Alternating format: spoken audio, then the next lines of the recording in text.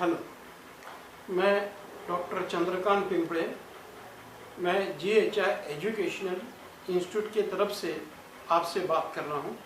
आज का विषय है इंट्रोडक्शन ऑफ सोरिक सिम्टम्स और ये 13 नंबर का एपिसोड है। ये जो इसके पहले की एपिसोड में मैंने मेंटल सिम्टम्स के बारे में आपसे कुछ बातें की। वास्तव में ये देखा गया है कि ये जो डॉक्टर हनीमैन इनके सोरिक सिम्टम्स है, मेंटल सिम्टम्स के बारे में, ये अलग प्रकार के हैं और उन्होंने हमको एक प्रकार की सिस्टम दी है और उस सिस्टम से हमको उनके जो मेंटल सिम्टम्स है उसके बारे में हमको सोचना है। और बाकी डॉक्टरों ने उनकी सिस्टम अलग ढंग से बोली है, मगर हमको डॉक्टर हनीमैन के दृष्टि से हमको सोचना चाहिए। जैसे फॉर एग्जांपल डॉक्टर केंट इन्होंने कुछ बातें बोली तो उसके वजह से फिजिशियन डॉक्टर प्रिजुडाइज हो जाते, वो ये सोचते कि ये पेशेंट इस ढंग का है, मगर डॉक्टर हनीमैन इन्होंने ये जो सोचने का जो ढंग है वो ही पूर्ण रूप से ये पैटर्न ही चेंज कर दिया।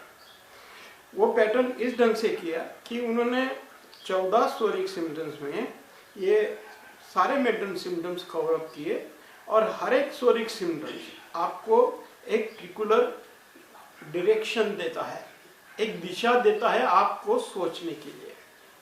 अब ये सारी बातें आपको समझना बहुत ज़रूरी है।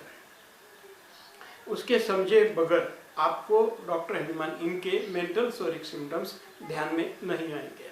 तो मुझे आपको पहले ये बात बतानी जरूरी है कि डॉक्टर हनीमैन इनका स्टैंड पॉइंट क्या है। डॉक्टर हनीमैन एक एक सोरिक सिम्टम्स आपको देते हैं और उस ढंग से आपको सोचना है। और जैसे जैसे आप सोचते जाते हैं, जैसे जैसे आप पेशेंट के केसेस देखते जाएंगे, तब आपको उसमें का डेप्थ आपको ध्यान में आ जाएगा। और डॉक्टर हनीमैन इनका जो वर्क है वो वर्क कितना पद्धतिशील था, कितना सिस्टमेटिक था, वो आपको ध्यान में आ जाएगा। तो ये जो मेंटल सिम्टम्स है तो इसको हम अलग अलग ढंग से हम देखना चाहते हैं।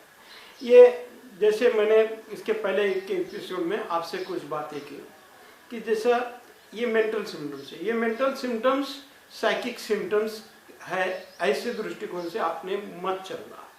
हर एक व्यक्ति के अंदर, दुनिया में ऐसा कोई भी व्यक्ति नहीं कि जिसके अंदर ये मेंटल सिम्टम्स नहीं है। बहुत सारे लोग ये बोलेंगे हमारे इसमें ये मेंटल सिम्टम्स और हम ये तो हो ही नहीं सकता, हम कंप्लीटली नॉर्मल है। मगर डॉक्टर हनीमैन इनके दृष्टि से मेंटल सिम्टम्स अलग है। हर एक व्यक्ति के अंदर सोरिक सिम्टम्स है। जैसे जैसे मैं सोरिक सिम्टम्स का वर्णन करते जाऊंगा आपको ध्यान में आ जाएंगे कि आपका कुछ ना कुछ सोरिक सिम्टम्स से, आपका मेंटल सिम्टम्स से आपका संबंध है, या डायरेक्टली और इनडायरेक्टली उससे आप कनेक्टेड है, ये आपको ध्यान में आ जाएगा। अब ये इसका इम्पोर्टेंस क्या है? इसका इम्पोर्टेंस, ये जो मेंटल सोरिक सिम्टम्स है वो समाज को डॉक्टर हनीमैन इन्होंने बहुत बड़ा योगदान दिया है और उनके दृष्टि से अगर आप काम करेंगे तो आप समाज में आपका योगदान बहुत बड़ा प्रमाण में होगा। जैसे हर एक के जीवन में हर एक व्यक्ति, दुनिया में ऐसा कोई व्यक्ति नहीं कि जो गुस्सा नहीं करता हो, दुनिया में ऐसा कोई व्यक्ति नहीं कि उसने कभी रोया नहीं हो, दुनिया में ऐसा कोई व्यक्ति नहीं कि उसको कभी डर नहीं लगा हो। तो ये अलग अलग बातें हैं। तो ये सोरिक सिम्टम्स मैं आपको स्टेप बाय स्टेप बताऊंगा। अब देखिए, ये सोरिक सिम्टम्स का पहले मैं आपको सर्वे करवाता हूं और उसके बाद में मैं आपको ये सोरिक सिम्टम्स के बारे में मैं आपको बताऊंगा। तो ये इसके बाद इधर आपको देखना है और उसके जैसे ये सोरिक सिम्टम्स सुनने के बाद में मैं आपको अगली स्टेप बताऊंगा। पहले मैं आपको उसका और लुक करवाता हूँ। ये है 419 नंबर का सोरिक सिम्टम्स। उसका जो डॉक्टर हनीमैन इन्होंने ये दिया है, disturbances of the mind and spirit of all kinds, ये दिया है। पहले आप पूरी बात सुन लो, फिर एक एक सिम्टम्स मैं आपको बताऊंगा और उसका मैं आपको इम्पोर्टेंस बताऊंगा। दूसरा है 420 नंबर का मेलैंकोली बाय इट्सेल्फ। उसके बाद में मेलैंकोली विथ इंसैनिटी। उसके बाद में melancholy also at times alternating with frenzy or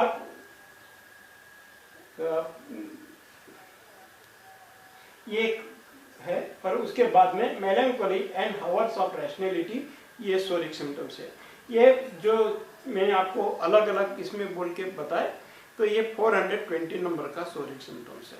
मैंने उसमें डिवाइड किया है।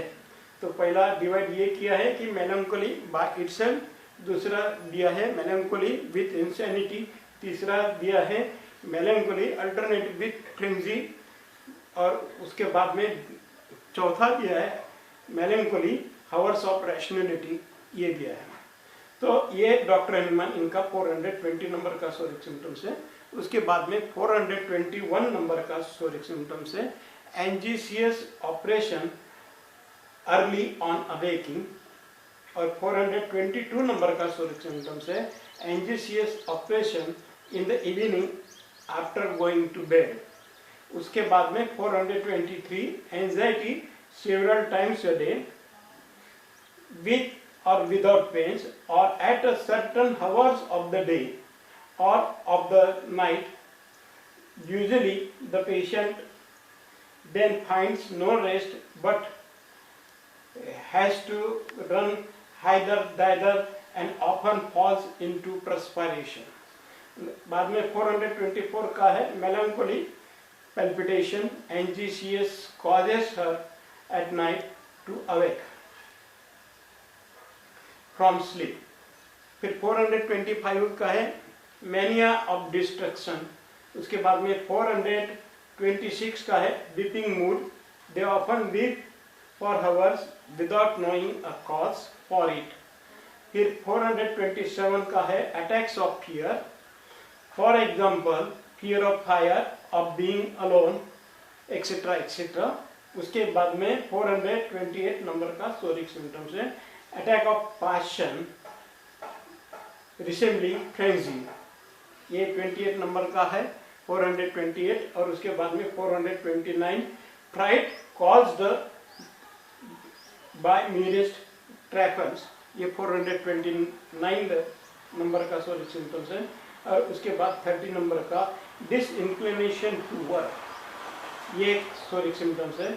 और 431 एक्सेसिव सेंसिटिवनेस, और उसके बाद में है 432 इरिटेबिलिटी फ्रॉम वीकनेस, और उसके बाद में 433 quick change of mood, often very मेरी and exuberantly, or so often again and indeed very suddenly dejection, that is on account of his disease or from other trifling causes, sudden transition from cheerfulness to sadness or vexation without causes। ये 433 सोरिक symptoms है। अब ये सोरिक symptom जब आप पढ़ेंगे तो आपको बहुत सारे बातें में आप कंफ्यूज हो जाएंगे, क्योंकि ये जो मैंने आपको जो सोरिक सिम्टम्स बताए ये उसके सिर्फ टाइटल है। आप जैसा उसके बारे में डीपली सोचेंगे तो आपको उसकी जो डेप्थ है वो ध्यान में आ जाएंगे। अब ये हर एक व्यक्ति के अंदर ये सोरिक सिम्टम्स है। कुछ व्यक्ति के अंदर ये जो 14 सोरिक सिम्टम्स, इसमें से 5 सोरिक सिम्टम्स होंगे, कुछ व्यक्ति के अंदर 3 सोरिक सिम्टम्स होंगे। तो ऐसे अलग अलग प्रमाण में हर एक व्यक्ति के अंदर है। अब ये जो मेंटल सिम्टम्स है, इसका ढंग कैसा है, इसका दूसरी भाषा में बोले जाए कि ये मेंटल सिम्टम्स किस ढंग से रहते हैं। तो ये कभी कभी ऊपर आ जाते हैं, सतह पर आ जाते हैं। जैसे एक व्यक्ति है जो अच्छी तरह से है, बहुत जेंटल व्यक्ति है, मगर अचानक उसके अंदर एक मेंटल सिम्टम उसके सतह पर आ जाता है। तो मैं आपको उदाहरण के तौर पर बोलता हूँ, एक व्यक्ति है जो बहुत ही जेंटल है, मगर अचानक उसको रोने की इच्छा हो जाती है और वो कोई कारण को पकड़ लेता है जो कारण उस रोने के लायक नहीं हो और उसको रोना आ जाता है। एक व्यक्ति है जिसको बेवजह से गुस्सा आ जाता है और अपने भावना का उद्रेक करता है। तो ये मैंने प्रोमिनेंट बातें बोली है। कुछ लोग ऐसे हैं कि जो मामूली सी बात को ले बहुत डर जाते हैं, बहुत चिंता करने लगते हैं। तो इस प्रकार की ये सोरिक सिम्टम्स है। आपको ये मैं एक बातें आपको बोलूँगा, तो आपने ये बातें ध्यान से सुनना। पहला जो सोरिक सिम्टम्स है 419। मैं पहले आपको ये सोरिक सिम्टम्स के बारे में बात करूँगा। एक सोरिक सिम्टम्स के बारे में मैं आपको अभी समझाना चालू करता हूँ। तो ये पहला सोरिक सिम्टम्स है 419 नंबर का। वह ये है disturbances of the mind and spirit of all kinds. या क्रॉनिक डिसीज के अंदर ये सिम्टम्स आप देख सकते हो। तो ये जो disturbances of mind and spirit of all kinds, ये सोरिक सिम्टम्स है। तो इसका आपको शब्दांश अर्थ नहीं लेने का, मैं इसका हिंदी में अलग शब्द यूज करता हूँ, उसका ट्रांसलेशन। क्योंकि इंग्लिश भाषा अलग टाइप की है और डॉक्टर हनीमान इनकी भाषा अलग टाइप की है। वो उनकी भाषा 1700-1800 सेंचुरी की भाषा है। उसमें उनकी भाषा की जो स्टाइल है वो अलग प्रकार की है, तो उससे बहुत बार कंफ्यूजन हो जाता है। तो ये जो सोरिक सिम्टम्स है, इसका मीनिंग ये है कि पेशेंट के अंदर अलग अलग प्रकार की विचारधारा बनती है। अब उन्होंने शब्द तो ये यूज किया है कि disturbances of mind and spirit, मन के अंदर का डिस्टर्बेंसेस, कुछ गड़बड़ी होगी। अब ये गड़बड़ी होने से होता क्या है, विचार बदल जाते हैं। बहुत सारे लोग अलग अलग टाइप का विचार करते हैं, तो ये विचारों में बदल हो जाता है। तो ये एक सोरिक सिम्टम्स है। तो आपको पेशेंट के अंदर के विचार को समझना है। पहले आप इस सोरिक सिम्टम्स को अच्छी तरह से समझ लो, फिर उसके बाद में मैं आपको ये बताऊंगा कि आपको ये सोरिक सिम्टम्स वेरीफाइड कैसे करना है। तो बहुत सारे लोगों के अंदर अलग अलग टाइप के विचार आएंगे, अलग अलग प्रकार की उनकी विचारधारा रहेंगी। तो जैसे जैसे मैं आपको मेडिसिन के कुछ उदाहरण दूंगा और आपको मैं बताऊंगा, देखो ये मेडिसिन है, इसकी विचारधारा इस ढंग की है, ये मेडिसिन है, इसकी विचारधारा अलग प्रकार की है। और आप उसको जैसे जैसे समझते जाएंगे पर वैसे वैसे आपको ये लक्षण ध्यान में आता जाएगा। मैं जानता हूँ कि अभी जो मैं आपसे बातचीत कर रहा हूँ तो बहुत डॉक्टर लोगों को ये बात पूर्ण रूप से वो ग्रहण नहीं कर पाएंगे, मगर जैसे जैसे उनको इसके उदाहरण मिलेंगे और जैसे जैसे उनको उसको वेरीफाई करने की आर्ट उनके अंदर आएंगी, पेशेंट के अंदर ढूंढने की कला उनको आएंगी, तो वैसे वैसे ये लक्षण और स्पष्ट रूप से सामने आएंगे। क्योंकि बात यह है कि डॉक्टर हनीमान इनका जो दृष्टिकोण है वो हमको अच्छी तरह से समझना चाहिए। मैं जानता हूँ कि ये सब कुछ नया लगेगा आपको, मगर जैसे जैसे आप इसको समझते जाएंगे, जैसे जैसे आप प्रैक्टिस करते जाएंगे, वो आपको ध्यान में आ जाएगा। अभी फिलहाल मैं आपको ऊपरी सतह से लेके जा रहा हूँ। ये उसके बाद का सिम्टम्स है 420 नंबर का, मेलैंकोली बाय इटसेल्फ। ये कॉमा है, यहाँ पर कॉमा आता है, मेलैंकोली बाय इटसेल्फ। यानी मेलैंकोली एक इसका अर्थ है, वो शब्द उनके जमाने में था। मेलैंकोली का इसका अर्थ है मूड ऑफ होना, मूड ऑफ हो जाता, उदासीनता आ जाती, वो बिना किसी कारण से खुद ही खुद मूड ऑफ हो जाना, ये मेलैंकोली बाय इटसेल्फ ये सिम्टम्स है।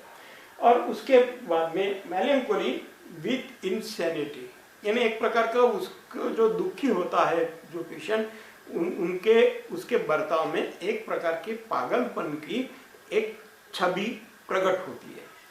यानी वो उस ढंग से बर्ताव करता है, ऐसा लगता है कि ये पागल तो नहीं हो गया, इतना दुखी हो गया कि ये ऐसा लगता है कि ये कितना एबनॉर्मल बातें कर रहा है। तो ये सिम्टम्स है। और उसी का इसमें सिम्टम्स है कि अल्टरनेट विथ फ्रेंजी, वो दुखी होता है और रूठ जाता है, गाल फूक जाते हैं उसके, तो ये फ्रेंजी इसका मतलब है रूठ जाना। तो ये पेशेंट के अंदर निर्माण होता है। मेलैंकोली, हावर्स ऑफ रैशनैलिटी, ये सिम्टम्स है। तो ये जो चार घटक है ये एक ही सोरिक सिम्टम्स में है। जैसा कुछ आदमी दुखी होता है तो दुखी होने के बाद में वो अपना दुख बयान करने के लिए बहुत सारी बातें करता है। कि इसके वजह से ऐसा हो गया, इसके वजह से मेरे को दुख हो गया, इस टाइप से वो बातें करता है। तो आप ये देखो कि ऐसे व्यक्ति आपको कभी मिलेंगी क्या कि जो जीवन में दुखी नहीं हुई। हर एक व्यक्ति के अंदर दुखी है, और आपका हर एक व्यक्ति का जो दुख है ये 4 पॉइंट में आ जाता है। आप कोई भी प्रकार का दुख लो, एक दुख, पहला दुख ऐसा है, मैं इसको दुख ये शब्द का योजना कर रहा हूँ। दुख ऐसा है कि वो खुद ही खुद निर्माण हो जाता है। बहुत सारे लोगों को दुख होता है और वो खुद ही खुद दुखी हो जाते हैं, और उनको ये बात ध्यान में नहीं आती ये ऐसा क्यों हो रहा उनके साथ। बहुत सारे लोग ऐसे होते हैं कि जो दुखी होने के बाद में एक ऐसी हरकतें कर बैठते हैं जो असामाजिक है।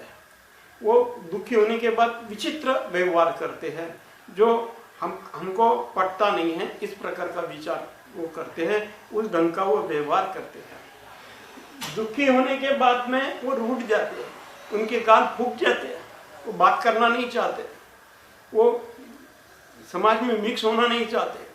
एक रूठा हुआ व्यक्ति आप पहचान सकते हो, और हर एक घर में कोई ना कोई आपको रूठा हुआ मिल लेगा।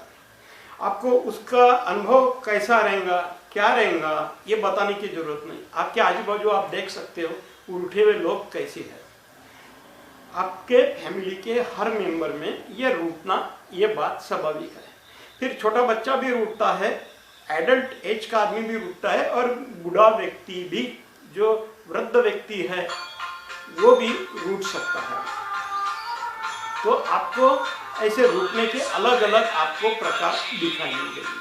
तो ये सारी जो बातें ये इसमें आपको ध्यान में आ जाएंगे। तो ये एक बात है कि रूठना, दुखी हो जाता है, और दुख को व्यक्त कैसे करता है कि रूठे हुए व्यक्त करता है, रूठ जाता है, किसी से बात नहीं करता, जल्दी खाना नहीं खाता, बोलता नहीं। तो ये प्रकार का वो उसका दुख व्यक्त करना है। ये जो 420 नंबर का सिम्टम्स है वो दुख को प्रकट करने का है, और ये इसमें उसका आगे का पॉइंट ये है कि वो अपने दुख को व्यक्त करने के लिए बहुत अलग अलग प्रकार की बड़बड़ करता है, अलग अलग प्रकार की बातचीत करता है, और अपने आप को प्रूव करना चाहता है कि देखो मैं कितना दुखी हूँ, इनके वजह से या आपके वजह से मैं कितना दुखी हूँ। अब ये आप अगर ये बात सुनने के बाद आपको ऐसा लगेगा कि आपके आजू बाजू पूरी दुनिया में यही बात है, दुनिया में ऐसा कोई व्यक्ति नहीं जो सुखी है। मेरे को तो नहीं मिला, शायद आपको मिला हो, मगर दुनिया में हर एक व्यक्ति के अंदर दुख है, और वो दुख प्रकट करने की जो बात आती है तो वो दुख इंसान इस प्रकार से 4 प्रतिक्रिया व्यक्त कर रहा है।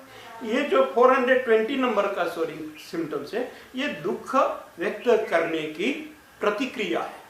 पहली प्रतिक्रिया ये है कि वो खुद ही खुद दुखी हो जाता है, उसको जरूरत नहीं रहती, किसी की कोई कारण की जरूरत नहीं रहती, ऑटोमेटिक दुखी हो जाता है।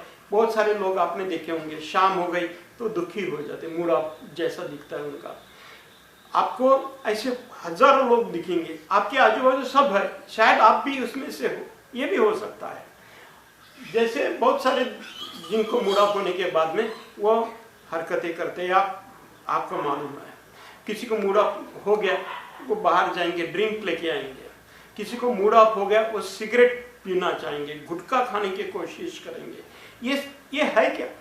एक प्रकार का पागलपन है, ये मेंटल सिम्टम्स है, ये एक प्रकार की इंसैनिटी है। एक ऐसी हरकत करेंगे, कुछ लोगों को मूड ऑफ हो गया तो गाड़ी निकालेंगे, बाहर दूर जाके बैठ जाएंगे, 1 घंटा 1.5 घंटा उसमें वेस्ट करेंगे और वापस आ जाएंगे। मूड अच्छा होने के बाद में वो वापस घर पर लौट आएंगे। ये हर एक व्यक्ति के अंदर है, जेंट्स के अंदर भी है, लेडीज के अंदर भी है। अब ये जो रूठना जो है, हर एक व्यक्ति रूठा है, ऐसा दुनिया में एक भी व्यक्ति नहीं है कि जो रूठा नहीं हो। कुछ लोग अपने आप से रूठे हुए हैं, कुछ लोग दूसरे से रूठे हुए हैं।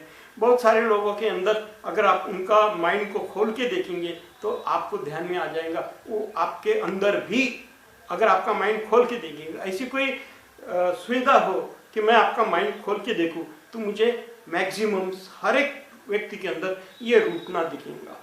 कोई अपने पति से रूठा है, कोई अपनी पत्नी से रूठा हुआ है, कोई अपने भाई से रूठा है, कोई लड़का अपने बाप से रूठा हुआ है, बाप अपने लड़के से रूठा हुआ है। पूरे दुनिया में यही एक घटना है। तो ये जो दुख होता है ये रूठने की वजह से होता है, ये प्रतिक्रिया है। इसी प्रकार से बहुत सारे लोग हैं वो बड़बड़ करते हैं, वो बहस करते रहते हैं, ये कारण है, ये कारण है, ये कारण है, घंटों घंटों तक उसका चिंतन करते हैं, या मुंह से वो सिर्फ बातचीत चालू रहते हैं। बहुत लोगों को दुखी होते तो वो बड़बड़ करना चालू करते हैं, ऐसी गपशप चालू करते जिसका कोई मीनिंग नहीं है। आपने ये देखा होगा, लेडीज में भी ये घटना है। बहुत सारे लोग हैं जिनको दुखी हो गया तो जाते टॉकीज में जाते, वो पिक्चर देखना चाहते हैं घंटों घंटों तक, ताकि उनका दिमाग थक जाए। क्योंकि ये जो दुख अंदर है इसको एनिहिलेट करना जरूरी है, उसको निकालना जरूरी है। अगर नहीं निकाले तो तकलीफ हो जाएंगे। तो उनको अलग अलग बात का सहारा लेना पड़ता है। कुछ लोग दुखी होते हैं तो जाके ड्रिंक लेना चाहते हैं, दारू पीना चाहते हैं, या ऐसी बातें होती है, या सिगरेट स्मोकिंग करते रहते हैं। तो हर एक व्यक्ति के अंदर दुख होने के बाद में कोई व्यक्ति शांत नहीं रह सकता। वो किसी ना किसी को, किसी का आधार लेके वो दुख प्रकट करना चाहता है। ये 420 नंबर का सिम्टम्स है, ये बहुत बड़ा सिम्टम्स है। जैसे मैं आपको एक एक मेडिसिन के बारे में, उसके बारे में बातचीत करूंगा तो आपको ध्यान में आ जाएगा कि अरे ये तो सब दुनिया भरी हुई है दुख से। अब आप जब डॉक्टर एनिमान इनके टेक्निक से मेडिसिन देते हो तो ये सारा दुख कम होगा, या डे बाय डे इतना कम होगा कि उसका प्रकटीकरण नहीं होगा। समझो, फॉर एग्जाम्पल मैं अलग भाषा में बोलता हूँ कि आपके जीवन में अगर दुख 100% है, अगर मैं आपको ऐसी मेडिसिन दूं कि आपका दुख सिर्फ 4% रहा, 5% रहा, जो नॉर्मली है, जो थोड़ा बहुत दुख होता है उतना ही दुख रहा आपको, तो क्या हर्जा क्या है? तो डॉक्टर एनिमान इन्होंने आपके लिए इतनी बड़ी सुविधा की है। अब ये बहुत बड़ी घटना है। उसके बाद में ये जो सोरिक सिम्टम्स है, वो सोरिक सिम्टम्स ये एंजीसियस ऑपरेशन अर्ली ऑन अवेकिंग। एंजीसियस ये उनके जमाने का शब्द है, मगर आज के जमाने में उसको हम जनरली टेंशन बोलते हैं, कि सवेरे उठता है और सवेरे उठते ही उसके चेहरे पर पूरा टेंशन छा जाता है। अब क्या मालूम कैसा टेंशन है। कुछ लोगों को काम का टेंशन है, कुछ लोगों को ऐसा टेंशन है कि जिसके ऊपर हम अगर उसको ढूंढने जाएंगे तो हमको हंसी आ जाएंगी कि ये किस बारे में टेंशन ले रहा है। मगर कुछ लोग ऐसे कि उनको सवेरे उठते ही टेंशन आ जाता है, वो सोचते रहते कि क्या कैसा क्या करूँगा, वो बात मेरी मानेगा क्या, ऐसा करना था, वहाँ जाना था, उधर ये करना था। एक प्रकार की एंजाइटी आती है अंदर, एक प्रकार की चिंता से ग्रस्त हो जाता है। तो बहाना कुछ भी हो, आप उसको एक बहाने से आप पकड़ नहीं सकते कि इस बहाने से ये हो गया, क्योंकि दोष है, वो दोष की वजह से ये सारी घटना घटती है। वो आप अगर बोलेंगे कि ये लोग ड्रिंक लेते हैं और उनका जीवन बर्बाद करते हैं, मैं इस बात से सहमत नहीं हूँ। उनके अंदर दोष है, उस दोष के वजह से उनको ड्रिंक लेना पड़ता है। उनके अंदर दोष है इसलिए उनको स्मोकिंग करना पड़ता है। उनको दोष होने के कारण उनको गुटखा खाना पड़ता है। एक डॉक्टर ने मुझे फ़ोन करके बोला, वो होम्योपैथिक डॉक्टर थे, उन्होंने मुझे फ़ोन करके बोला कि मुझे बहुत गुस्सा आता है और मैं गुस्सा ज़्यादा हो गया तो मुझे तंबाकू खाना पड़ता है। अब डॉक्टर होके उन्होंने ये बात की, तो कहने का मतलब है कोई छूटा नहीं है इसमें, हर एक व्यक्ति इसकी गिरफ्त में है। तो ऐसी बात है कि कुछ लोगों को चिंता आ गई तो इनको तकलीफ होती है, कुछ लोगों को शाम को, यानी ये 422 नंबर का है, anxious in the evening after going to bed. बिस्तर पर जैसे जाते हैं तो वो टेंशन लेके जाते हैं और वो टेंशन अंदर उनके बैठता है, सोचते रहते कि ऐसा कैसा होगा, मैं कैसा करूँगा, वगैरह वगैरह वगैरह, ढेर सारी बातें हैं। जैसे जैसे आप मेडिसिन का उसके बारे में संदर्भ आपको ध्यान में आते जाएगा तो आपको ये लक्षण ध्यान में आ जाएगा। मैं सिर्फ आपको यहाँ पर आउटलाइन बता रहा हूँ। तो एक इस प्रकार की ये बहुत बड़ी घटना है। उसके बाद में की जो घटना है, anxiety several times a day, दिन में बहुत बार टेंशन आ जाता है। बहुत लोग आपने देखे होंगे बहुत बेचैन हो जाते हैं, इतने बेचैन होते हैं जिसकी कोई हद ही नहीं। कोई समझो फॉर एग्जांपल एक लेडी है, उनके घर में मेहमान आने वाले हैं, तो इतनी बेचैन हो जाती, ये साफ करो, वो साफ करो, ये चीज़ ला के रखो, जिसको वो सामने वाला व्यक्ति ये सोचता है, उसको दया आ जाती है, ये क्या हो रहा है, ये इतना टेंशन, ये मेहमान लोग आएंगे, ये ऐसा किया तो ये क्या बोलेंगे, ये सारी बातें अंदर है। एक उदाहरण के तौर पर मैंने आपको बोला, ऐसे बहुत सारे उदाहरण हैं। हर एक मेडिसिन अलग अलग प्रकार का है। फास्फोरस का अलग एंजाइटी आपको दिखेंगी, आपको अलग अलग मेडिसिन की अलग अलग एंजाइटी आपको दिखेंगे, अलग अलग टेंशन दिखेगा। वो टेंशन इतना बढ़ता है कि उनके हाथ पैर कपकपाते हैं, वो टेंशन इतना बढ़ता है कि उनको पसीना छूट जाता है। ऐसे प्रकार के टेंशन है।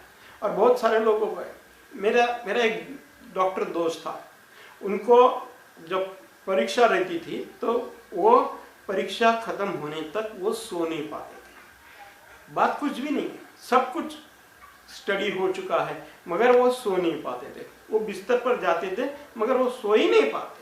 वो 1000 कोशिश करते, रात भर जगे हुए रहते, दिन को जगे हुए रहते, जब तक वो पूरी एग्जामिनेशन पूरी नहीं होती तब तक वो सो नहीं सके।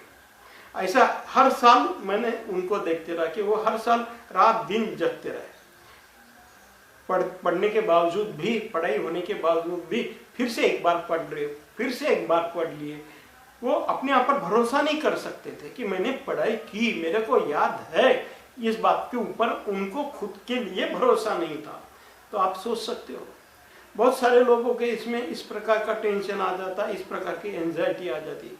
ये एंजाइटी शब्द के लिए मैं टेंशन का शब्द का उल्लेख कर रहा हूँ, इसलिए कि ये टेंशन आपके से ज़्यादा नज़दीक है, इसके लिए मैंने ये टेंशन ये शब्द चुना। एक्चुअली डॉक्टर हैनीमान ने इन्होंने एंजियसनेस ये शब्द बोला है, मगर एक जनरल लोगों के हिसाब से मैं आपको ये टेंशन ये शब्द आपको लिए मैं यूज कर रहा हूँ। और ये हो गया 423 नंबर का सोरिक सिम्टम। अब मैं पहले आपको ये सारे सोरिक सिम्टम्स के बारे में आउटलाइन देते जाऊंगा, फिर से इसको मैं रिपीट करूंगा, फिर मैं आपको और डेप्थ में लेके जाऊंगा, फिर से मैं रिपीट करूंगा और डेप्थ में लेके जाऊंगा, क्योंकि ये सोरिक सिम्टम्स सिर्फ एक बैठक में, एक मीटिंग में आपको बोलना गलत होगा, क्योंकि मैं जो बोलूँगा वो बात आप पकड़ के चलेंगे। इस बात का मुझे डर है और मैं ये चाहता हूँ कि आप खुद सोच सकें, इसलिए मैं अलग अलग डायमेंशन से एक ही बात बोलूँगा। मैं ये 14 सोरिक सिम्टम्स अलग अलग डायमेंशन से आपसे बात करूँगा। मेडिसिन का उदाहरण भी लूँगा और उसके भी अलग अलग डायमेंशन में आपको बताऊँगा, ताकि आपका ब्रेन वॉश हो सके। जो आपने अब तक पढ़ा था, केंट के साथ पढ़ा था, जॉर्ज विटलकस के साथ पढ़ा था, ये सारे बातें क्लीन होना चाहिए और आपको डॉक्टर हैनीमान के बात ध्यान में आना चाहिए। Thank you. प्लीज़ मैं अगली इसमें मैं आपको आगे की बात बोलूँगा।